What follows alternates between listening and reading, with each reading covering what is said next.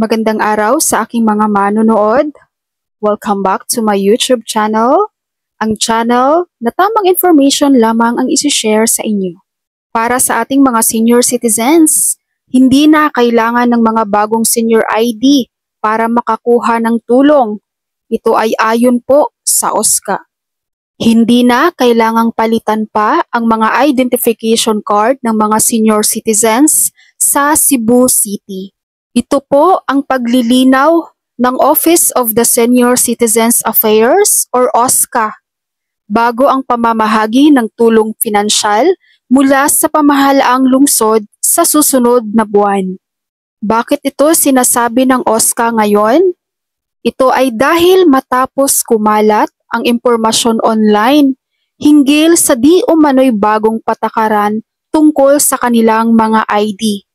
Bahagi ng impormasyon na binansagan ng OSCA bilang fake or fake news ay kakailanganin ang bagong ID para sa susunod na pamamahagi ng tulong pinansyal sa Setyembre para sa mga taga Cebu City. Ito ay matapos mag-anunsyo si Acting Cebu City Mayor Raymond Alvin Garcia na magkakaroon ng social pension payout sa mga senior citizens on September 7, 2024 sa kanilang lugar. Ayon po sa OSCA, mga senior citizens dyan, makinig po kayo. Ayon sa OSCA, sa ngayon walang patakaran na nag-aatas sa mga senior citizen na palitan ang kanilang mga ID. Mangyaring huwag pansinin ang mensaheng ito. Huwag pansinin ang fake news na kumakalat ngayon. Gayunpaman, may ilang mga kaso na kailangan ng bagong senior citizens ID. Pero ito po ay case-to-case basis lamang. Especially kapag hindi na updated ang iyong signatures o ang iyong pirma doon sa iyong ID.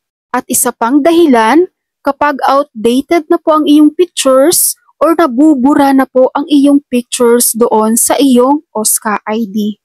Yun lamang ang dahilan kung bakit kailangan mong kumuha ng bagong senior citizens ID. Kaya sa ating mga senior citizens dyan, huwag kayong maniniwala na kailangan nyo nang kumuha ng bagong senior citizens ID.